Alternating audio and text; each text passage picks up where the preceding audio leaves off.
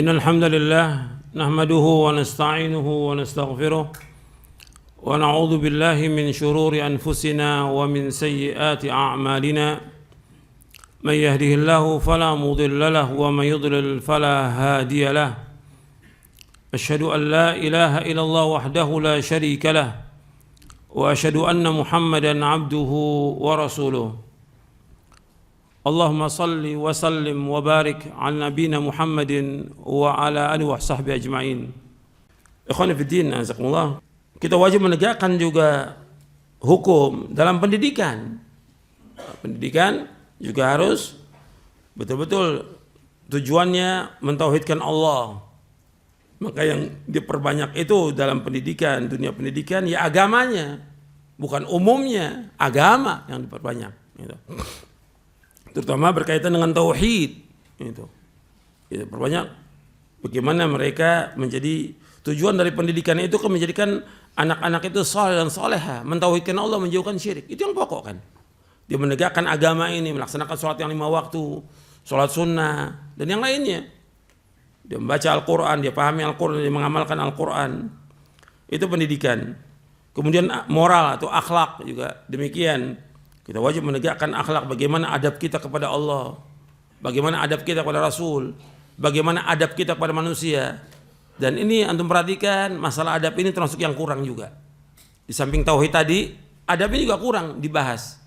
Ini banyak yang udah ngaji nggak punya adab, banyak nggak punya adab kepada gurunya, nggak punya adab kepada orang tuanya, nggak punya adab kepada gurunya, nggak punya adab dia kepada suaminya, nggak punya adab kepada tetangganya, banyak nggak punya adab.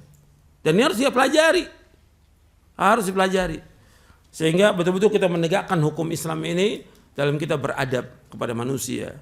Karena banyak yang nggak punya adab. Dan Nabi banyak SAW menyebutkan tentang adab ini, yang berkaitan dengan hubungan antara manusia dengan manusia. Sampai Nabi menyebutkan dengan kalimat wallahi la yu'min, wallahi la yu'min, wallahi la yu'min, demi Allah tidak beriman. Siapa nggak beriman? Yaitu orang yang dia mengganggu tetangganya. Nabi mengatakan tidak beriman 3 kali. Mengganggu tetangganya.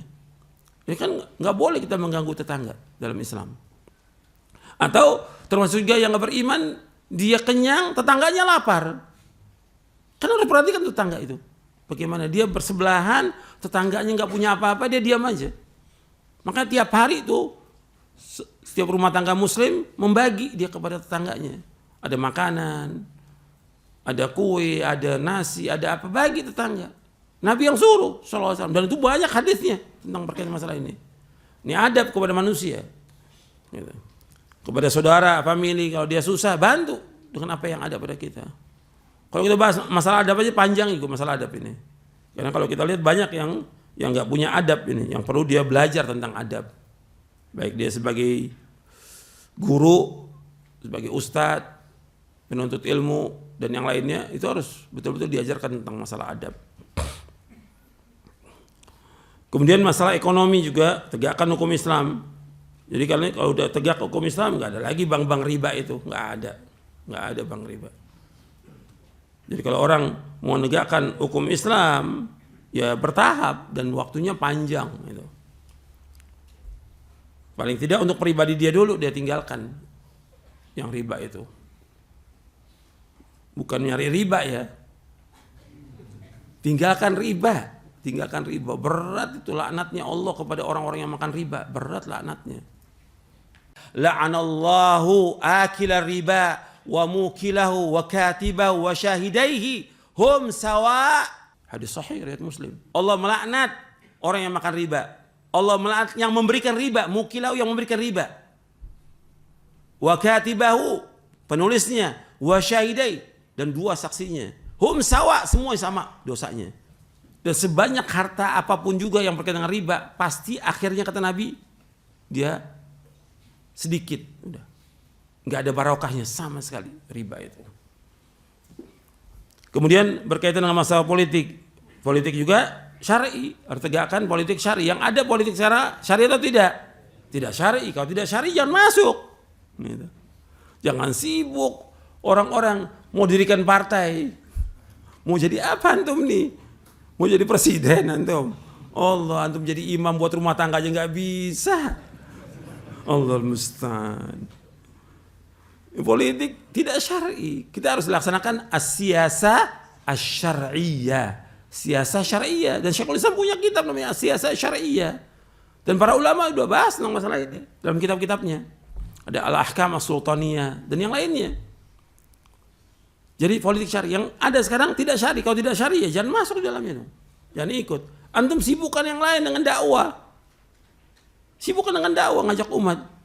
Kita masih bebas untuk berdakwah, mengajak umat mentauhidkan dan menjauhkan syirik, mengajak umat kepada sunnah, menjauhkan bid'ah. Terus jalankan itu, kesempatan itu.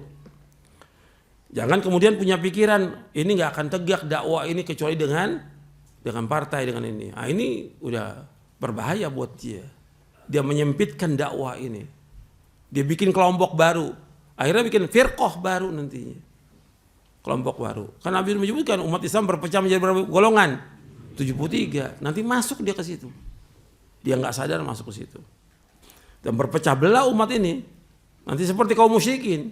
Karena Allah mengatakan wala takunu minal musyrikin minal ladzina farraqu dinahum wa kanu syi'a kullu hizbin bima ladaihim farihun. Dalam surah Ar-Rum. Jangan kalian menjadi seperti kaum musyrikin yang mereka berpecah belah dalam agamanya. Dipecah belah agamanya dan mereka berbangga dengan golongannya. Jadi politik yang syar'i. Islam perhatian pada masalah politik. Tapi ketika itu tidak syar'i ya tinggalkan. Makanya Syekh Albani rahimahullah, seorang mujaddid pada abad 20, seorang ahli hadis, asadus sunnah, beliau mengatakan minas siyasatil an tarkus siyasah. Termasuk politik sekarang ini meninggalkan politik. Artinya termasuk politik syar'i meninggalkan politik yang tidak syar'i. Itu nasihat dari ulama. Ulama, seorang mujaddid reformer abad 20. Ahli hadis Syekh Albani rahimahullah rahmatan wasi'ah. Dia udah ingatkan kepada umat ini bahwa termasuk politik meninggalkan yang politik yang tidak syar'i, bukan masuk dalamnya karena tidak syar'i. Kemudian hubungan sosial, kemasyarakatan dan lain sebagainya ini harus ditegakkan. Ini hubungan sosial kemasyarakatan itu tegakkan. Bagaimana hubungan kita dengan masyarakat. Dan ini nas-nasnya ada dalam Al-Quran dan juga dalam hadis Nabi yang sahih. Ini panjang ini. Bagaimana kita berhubungan dengan manusia, berakhlak yang mulia kepada mereka. Sebab Nabi bersabda, wa khaliqin nasa bi khuluqin hasan. Bergaulah kalian dengan manusia. Nabi enggak sebut dengan mukmin, muslim enggak. Wa khaliqin nas. Bergaulah dengan manusia, dengan semua manusia. Bi khuluqin hasan, dengan akhlak yang mulia. Jadi Nabi di awalnya bersabda, ittaqillaha haitsu ma kunta wa atbi'is sayyi'atal hasanata tamhuha wa khaliqin nasa bi khuluqin hasan. Bertakwalah kamu kepada Allah di mana kamu berada. Iringilah perbuatan yang jelek dengan perbuatan yang baik. Niscaya perbuatan baik akan menghapuskan perbuatan yang jelek. Dan bergaulah kamu dengan manusia dengan akhlak yang mulia. Disuruh kita bergaul. Gitu. Sehingga dengan akhlak yang mulia itu orang akan berbondong-bondong masuk ke dalam agama Islam. Nabi SAW adalah orang yang paling mulia akhlaknya. Beliau ahsanan nasi khuluqa. Beliau adalah orang yang paling baik akhlaknya dari seluruh manusia. Dan Allah menyebutkan wa innaka la'ala khuluqin adzim. Engkau berada akhlak yang mulia. Mulia Rasulullah SAW akhlaknya. Maka bagaimana kita mencontoh akhlak Rasulullah di masyarakat itu? Kita ketemu, kita tegur, salam. Ketika dia sakit kita jenguk dan segala banyaklah akhlak kepada masyarakat itu yang meskipun mereka nggak suka dengan kita, meskipun mereka memusuhi kita, tetap bagaimana tunjukkan akhlak yang baik kepada mereka. Itulah Islam. Gitu. Sehingga mereka tertarik untuk mengikuti kebenaran ini. Karena ini benar ajarannya, karena kita betul-betul akhlaknya mulia. Gitu. Mereka susah kita bantu. Ya sampai di sini dulu kajian kita. Mudah-mudahan bermanfaat. Wassalamualaikum warahmatullahi wabarakatuh. Sallallahu alaihi wa ala alihi wasallam.